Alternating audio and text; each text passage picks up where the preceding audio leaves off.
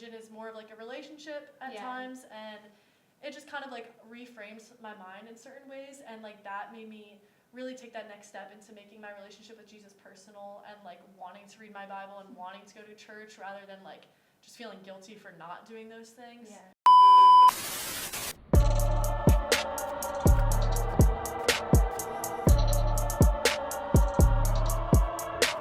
Hi everyone, welcome back to the Purpose Report. I'm so excited that you are all here today. I'm so excited to introduce to you all our new guest for today's episode so you can just learn more about her and her story and hear about what God has been doing in her life. So I want to welcome you all, Anna Croyle. She is a second year here at Syracuse. She's on the women's soccer team and she's from Sellersville, Pennsylvania, and majoring in sports management. So welcome, Anna. Thank you for having me. So we're gonna first start with just a few icebreaker questions and then transition to our regular Q&A segment. Sounds good. So the first one is, what is your favorite Bible verse? It can be overall, it can be recent, Okay, so overall, growing up, it was a very basic one, Jeremiah 29:11. But that was mainly because of the movie Soul Surfer. I just was obsessed with that movie, obsessed with that verse. But now that I've been reading my Bible more and things like that, I really like the book of Ephesians and specifically the armor of God part. I really think that is a good reminder that our battle is not against flesh and bones. So that's really been speaking to me recently. The second question is, what is one thing that God has shown you just this month? This month, I think God has been showing me a lot of the pridefulness that we have as human beings, especially myself at times, and how even the victories and anything that we're going through, or whatever may be happening, it's not ours, it is the Lord's, and just how prideful I can be in certain areas. So that is something that he's been really putting on my heart recently. What even brought you to Syracuse? So as I was getting recruited for soccer my junior year of high school, and during that time I knew the Lord, and I wish I could say that my faith was a huge factor in that decision, but honestly it was mainly a soccer decision, and I just kind of wanted to see what schools reached out to me who seemed like they wanted me to come to their program. And also I was looking at things like the conference they were playing and the distance from home and things like that. So Syracuse ended up working out in all those levels. And my major, I really now going into it, I honestly didn't really know what I wanted to do at all. But just kind of all those factors fell into place, which brought me here. And how has the transition been? I know being out of state can be a lot sometimes, so how has the transition and community that you found, how's that all been so far? It's been good. I think being able to come in on a team is super helpful because you have those built-in friends already. And my parents, the transition, because soccer is a fall sport, was more smooth because my parents are amazing and they came to every single game. So I got to see them super often whenever we had home games and even away games. So that definitely made the transition easier. And then finding community in organizations like FCA, Young Life, whatever it may be, also helped to have friends outside of the soccer team as well. Yeah, and I know you talked about your family. What was your background growing up? How were you introduced to your faith? What was kind of your background that led to your decision? Yeah, so I was raised in a Catholic family actually, and so we grew up going to church every Sunday, praying before meals, all that good stuff. And it wasn't until about early high school I got involved in Young Life. And I met some of my best friends through Young Life, and that organization, the clubs and campaigners and things like that, kind of showed me how religion is more of a relationship at times, and it just kind of reframes my mind in certain ways, and that made me really take that next step into making my relationship with Jesus personal and wanting to read my Bible and wanting to go to church rather than just feeling guilty for not doing those things. So that was kind of when it changed, and now my family is super interested in learning more. It's been great to see how the Lord has been working in their hearts. But yeah, so raised Catholic. I actually got rebaptized last summer, which was great. And so, yeah, the relationship has just been growing, and yeah, here I am. And how, have you been seeing, I know some of the soccer girls just recently got baptized, so how have you seen the Lord just working through the soccer team, and how has that impacted you? Yeah, the Lord has been super faithful. It's been amazing. I will say when I got involved in an organization called I Am Second, I kind of learned more about how to share my faith, share the gospel, and like disciple others. Mm-hmm. And obviously I'm not perfect at it, but I was able to, kind of note those girls that I thought might have soft hearts for the Lord. Yeah. And kind of, practice, but also like just tell them like my faith story, share the gospel with them if they didn't know, and just kind of like hopefully encourage them to be more involved in like spaces like FCA or just church, Radiant in general. And so seeing the soft hearts that these people have is so encouraging, and seeing how the Lord is working in their hearts is amazing. And like there was one girl that I had been praying for a long time, like in summer, and she was one of the ones that got baptized. And like that story was just so amazing, so full circle. And obviously there's ones that like it's not always going to be like a smooth sailing ride, but I think just like seeing how the Lord is working in their lives like through every aspect has been like so encouraging. Well, how did you even first hear about like I'm Second and FCA? Like how did you start hearing about those different organizations? Yeah, so FCA, I knew Liesel Auden, who was a senior when I came in as a freshman. Okay. She was super involved, and that was something that I had seen her post about on social media before I came to Syracuse. So when I got here, I was like, okay, great, like Christians, athletes, like that's a space that I want to be involved in. So I kind of, as soon as I got on campus, started going to those with Liesel and other teammates, which was really great. And then I Am Second was a super random story. My mom just like found this article about this one girl that was involved in it, and read the article and just sent it to me, and she was like, oh, you should like look into this looks cool. And so I did. I like emailed the people, I like had an interview and all that stuff, and then I can't even express like how grateful I am that happened, because that has really helped shape like how I think about faith in general. And I know you talked a lot about like sharing the gospel.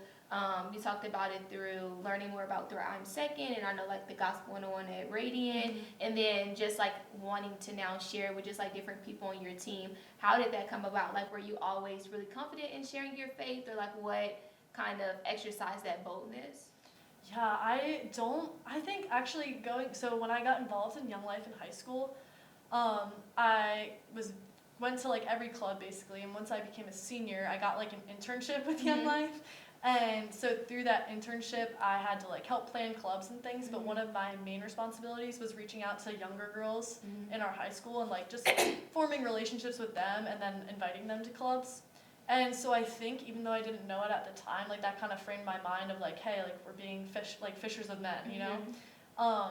And then once I got to but that was always, like, I'm just gonna like reach out, invite them. That's really it, like let Young Life do the work, you know what I mean? Which is great, and it did a great job.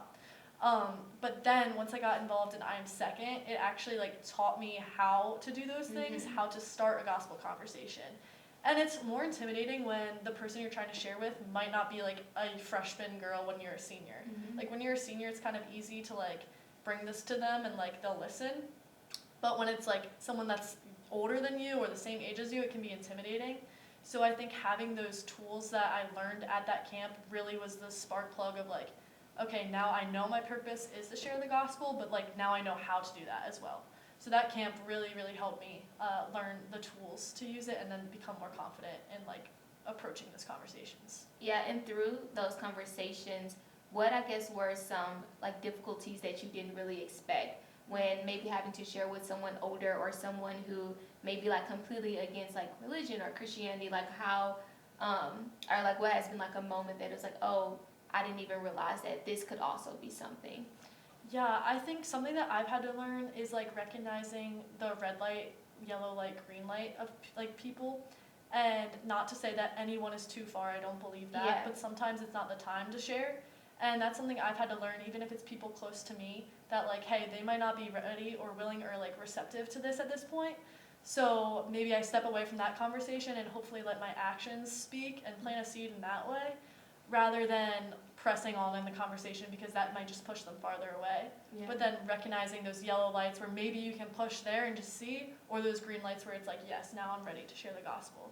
And because I never heard like the red light, green light, yellow light analogy. Can you just, I guess, just like swiftly just like break down the different lights, or how what are like signs to know like, okay, this is probably a green, this is a yellow, this is a red? Yeah, that's a good question. I hope I don't bosh it. But green light, I think, would just be someone that, like, is like, you can tell is like looking for something. And if you kind of mention it, like, it's not someone that's going to have like the reaction, like, even visibly, or it's just like going to kind of like distance themselves at that point. But someone that, you share it with and they like are maybe interested, asking follow-up questions, like something like that is really encouraging. Or if they're willing like to go to church or anything like that would definitely be a green light to kind of follow up and like disciple them in that way. Yellow light is kind of just like in the middle, and then red light is if it's like maybe they're verbally like arguing back and not a like curious way, but like a defensive way. Or honestly, sometimes, like, I don't know if you've heard of like the curse of indifference, like sometimes that's even harder to break down than someone who's like totally against, is someone who just like does not care. So yeah, just like prayer in those instances, I think, is like the main thing to do. I think that's really encouraging, because I feel like sometimes I could think everyone is like at a green light, or I'm like, everyone has to know, like, this is so good. So like learning more and more about like being wise and like who I approach and how I approach.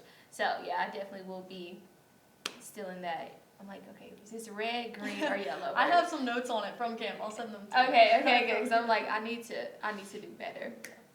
With being an athlete and a student, how have you been able to like navigate not placing your identity in sports, which it could be like so easily where other people kind of just perceive you maybe as this athlete or student athlete, or like the pressures of just like other things around campus? How have you been able to not place your identity in soccer? Yeah, I do think it's something that's really challenging and something that a lot of people struggle with, especially with the time commitment that we put into soccer, whether it's practices, films, lifts. Like, we're there all the time, so it's really easy to place your identity in that. And when you go up to people, almost the first thing you say is like, oh yeah, I'm on the soccer team, or something like that. And so I do think it's really hard, but I also think that like reframing your mind into like that is something that is so fleeting is really helpful. And like, praise the Lord, I haven't had any like super serious injuries, so that hasn't been taken away from me. But through people who are close to me, I've seen them go through injuries, and then soccer is not there anymore, or whatever sport that they play. Or even if it's like, okay, I'm not performing, like seeing that like your identity isn't rooted in something that can change in an instant, has really been something that I've been focusing on. And also just like knowing that there's more to life than the sport, because that's going to end at some point. And so just having that hope of something better and framing it as like an avenue to share the gospel rather than just like my life in general. Yeah. If that makes sense. Yeah. I think it kind of goes along with also like think about like with gifts and how like the Lord gives us all these different gifts, but ultimately like for His glory. So I was gonna say, how have you seen like soccer be a gift that the Lord has given you that you've been able to use for His glory? Yeah, I think it's allowed me to step into different spaces that I wouldn't be otherwise. Like, I talk about like an FCA. If I wasn't an athlete, I couldn't be in that space. Yeah. And even I'm Second is with student athletes across the country. So those two organizations have been really key in my faith journey. So being able to be in those spaces, first of all, has been super helpful. But then also, like, it just helps you like resonate with different like characteristics that are in the Bible, I guess, like competitiveness and stuff like that. Like, that has been super helpful to like be able to like apply those in like a faith space. With being both student, because you can fall into this as a student or a student athlete, but how have you been able to, I guess, like navigate like student or student athlete life with just like all the like temptations of just college in general, but like prioritizing like your walk with Jesus over like a super secular environment where like a lot of temptation lives? Yeah, I think it's hard. I think my biggest temptation is like how other people perceive me, especially if it is a non-believer friend. It's like, okay, I don't want them to think I'm like, oh, this like Jesus freak, but in reality I do want them to think that. But anyway, I think it's hard when it's someone that you're close to, or someone that you're friends with, someone that you see every day, to like open up and like share that that is your identity, when you don't know how that's going to be perceived, or you don't know if they're talking behind your back about it, or you don't know how that might affect your relationship. And I think that's something that like sometimes has to be risked and is really hard. when it comes to like the typical college like experience. Personally, I will like shut down in social situations. Like if I were to be like in a bar, like I just like don't like that environment in general, like even if I wasn't Christian. So personally, I feel like that's not a temptation I struggle with greatly, and I'm grateful for that because I know that is something that a lot of Christians struggle with. But I think like having that support system behind you and like having a few like-minded friends, I think it's important to have non-believer friends and believer friends, but letting those believer friends speak into your life and like realize that like, yes, those temptations might sound great in the moment, but like again, those are fleeting, and that's really not going to end up like satisfying you. Is like helpful. Yeah, and even back with what you saying, like having, obviously not just like cutting everyone who's like an unbeliever off, how have you been able though to be like, I guess, wise and intentional about like your intimacy and like with like you say like your believer friends like speaking into you, and you can be closer, more vulnerable for them to like point you back to like the word and like what the Lord is saying? How have you been like navigating that space of like having non-believer friends but having, I guess, like maybe more intimate or I guess like Christ-like conversations with friends who are believers? Yeah, I mean, it's still something that I struggle with, and I'm not perfect at it, but I do think a huge blessing has been my roommate is a believer, a really strong believer. Her name's Julia, and we have both like grown in our faith so much because of each other, I think, and we really like iron sharpens iron, where like we'll be watching a movie and then we'll be getting ready for bed and she's like, all right, it's Bible time, and like I do not want to do it, but like I know she's doing it, so now I gotta do it. So I think having that relationship and then knowing that like I can take any like opinion that she has or anything that she wants to speak into my life, like knowing that it's coming from a place of love and that's biblically sound, like that has been a huge blessing, because you spend a lot of time in your apartment, or at least I do. So like having a person that's there For sure. that is like a believer is super helpful. And then just being intentional about like having those relationships with non-believers, I think is really important, because it shows that like you love everyone. Like I'm not supposed to just love my believer friends. So that's something I'm still navigating of like, hey, like where's the line of like, yes, I want to spend time with you and I want to show you that I can be a Christian in these scenarios, but not like cross the line. I don't really know if that's making sense. But yeah, I think it's definitely like having a balance, but really valuing the opinion of like someone who you know is biblically sound. And then also the organizations like being in SALT leadership, like having like Carrie and then speak into my life has been super helpful too. Yeah. What do you think has been some of the like huge, I guess like, or not huge, but some blessings of like having discipleship and like people speaking into your life that you think maybe your life would have looked different if you didn't have those resources? Yeah, I think I would be someone who would easily fall into like the victim mentality sometimes. Or even just again like pride has been really coming up recently. And even if it's something that is in like a faith aspect of it's like, hey, I shared the gospel with this girl and now she's a believer, so like that's a victory for me. Like no, that's a victory for the Lord, and like he's the one that's doing the work in her heart. But anyway, where was I going with that? I don't know, but I was like how has like discipleship been impactful in your life? I'm sorry. So You're good. You need to get that now. Yeah. Okay, it was bound to happen. Anyway, I get mentored by this girl named Callie from I Am Second, and I think having her speak into my life that like, hey, those victories aren't yours, they're the Lord's. Even if I'm not like saying like specifically like, oh, I did this, like even having her just like in general like say like, oh, that's a victory for the Lord, like really reframes my mind to like kind of check myself. Again with Jules, like having her has been super helpful. And then again, like if I'm pouring out a lot, I think like you need to be poured into, so having like Carrie and my D group for SALT like has been so helpful, because then it's like, yes, like I have the strength of the Lord and the joy of the Lord, but sometimes you do need like those people speaking into your life to keep you full. Yeah, for sure. You lead a lot of different groups with like SALT or with like FCA, and you have like I'm second, how do you prioritize like also your relationship with just like sitting with Jesus and not just like doing all these things like serving him? Yeah, again, something I still struggle with because a lot of times I'll find myself like, hey, I'm leading 3 Bible studies this week, so like I prioritize that, and then it's like, okay, my individual time with the Lord is like not as much or as prioritized as it should be. But I think like framing it as like, okay, now this is my time in community, and like still like making that individual time with the Lord like sacred, and like, hey, this is my relationship with him. Like, for example, like say like I have my boyfriend, like if I'm hanging out with him in a group, like I still want that individual time with him to build that relationship, right? Like you need both. I think both are super important. But just remembering that it is such like a intimate relationship with the Lord, that like you need that alone time too.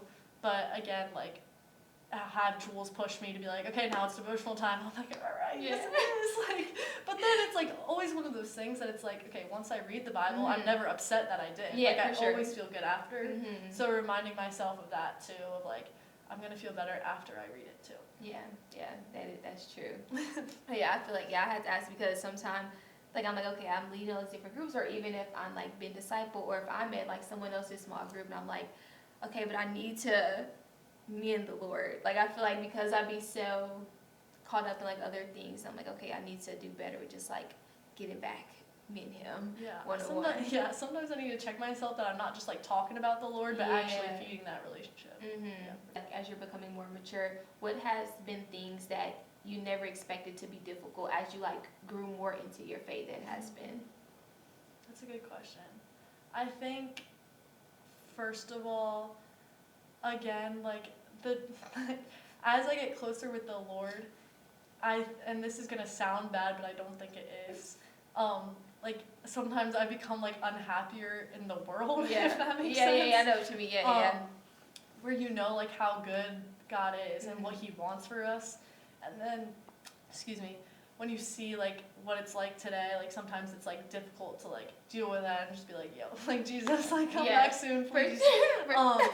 So I think that's something that I didn't expect, of like when you are saved, right? You expect it, okay, now I have Jesus on my side, like life is great, and it is, and that's the best decision you can make. But at the same time, like that doesn't mean everything's gonna be like sunshine and rainbows. So I think something that I wasn't expecting was like the struggles that I'll still have, and like sometimes like the sadness that comes with being a believer because you see how broken the world is. Yeah. And how, I guess, do you also not fall into like the trap of when you like after being saved and you have this new life and this new heart and you're like being transformed, how do you, I guess, like prioritize like not backsliding? Yeah, I think for me something that like I had to realize is like I definitely don't have a testimony where it was like, oh, everything changed in a moment, so it was like this drastic change. Mine was definitely more gradual, but obviously there's still like sin that I had before, like my relationship became super personal with the Lord, that has like trickled in. And I think it's just like remembering the truths of like the Lord's forgiveness and how important like confessing your sin is to Him, and then actively trying to like do better. And knowing the grace that comes with it, but not taking advantage of it at the same point. So I think again, also having people speak into your life, of I can be vulnerable to Jules and have Jules speak into my life. Or it's like, okay, every time I do this thing, I need to tell you, so that if I'm about to do that thing, I know I'm gonna have to tell her, and then I'm able to do it.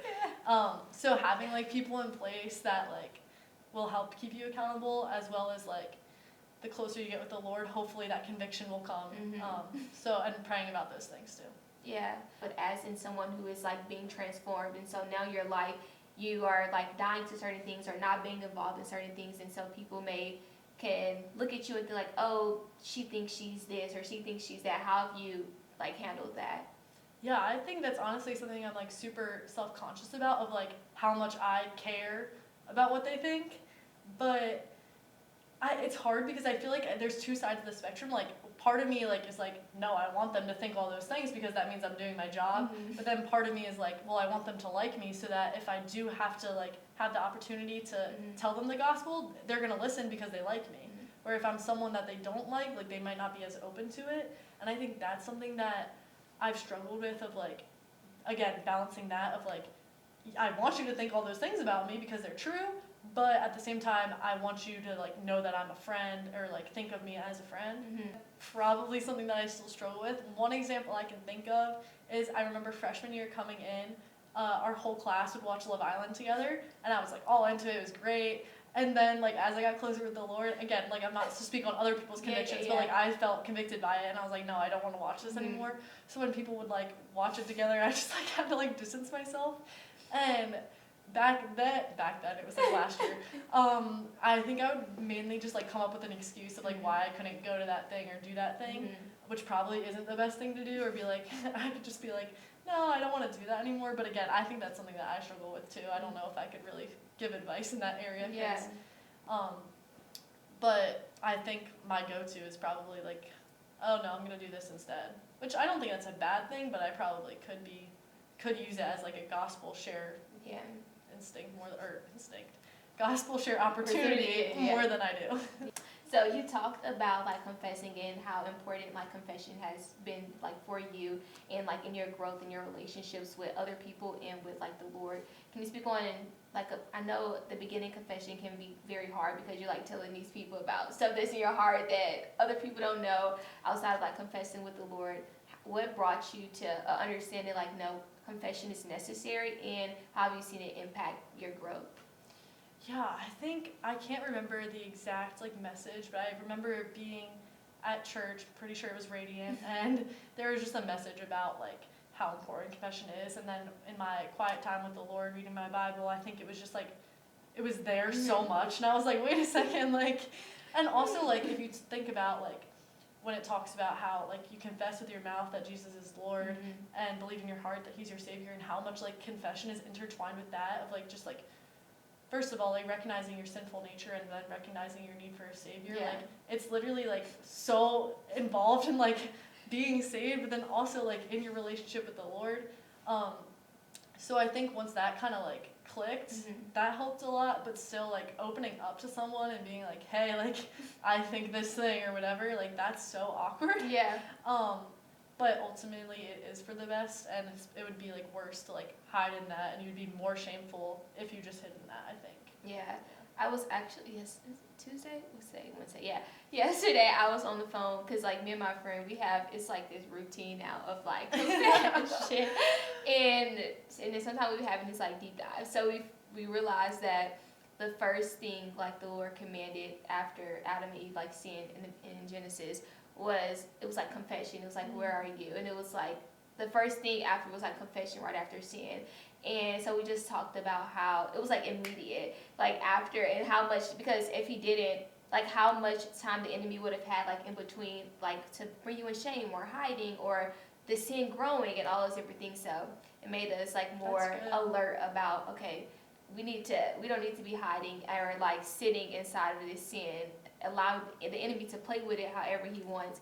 And so having like more of alert to like not only confess but quickly. That's good.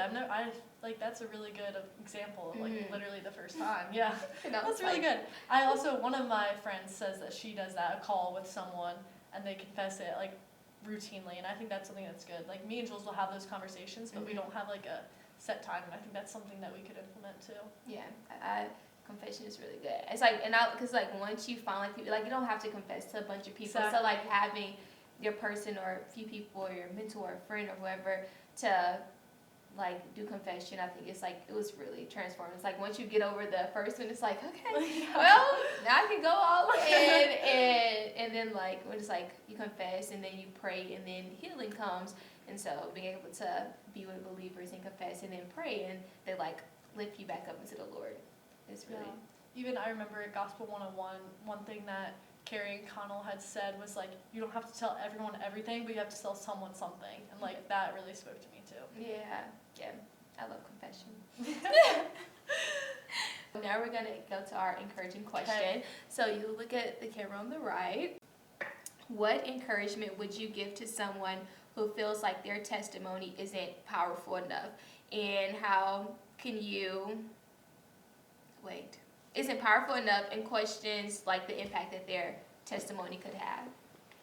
Yeah, the first thing I would say is you are not alone in that feeling. I have felt like that before because, like I shared, my testimony wasn't like this dramatic change.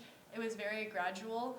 And so I've dealt with feeling like it's not special enough. But what I would say to you is other people probably feel like that too. And other people who might be searching for the Lord or wanting a relationship with Him might be like, well, I was not that bad before, so I don't really need this huge change. So hearing your testimony of like, hey, it wasn't this huge change, but it was very gradual, might speak to them and be like, okay, so I don't have to have this dramatic change, and that might draw them to the faith more than you think.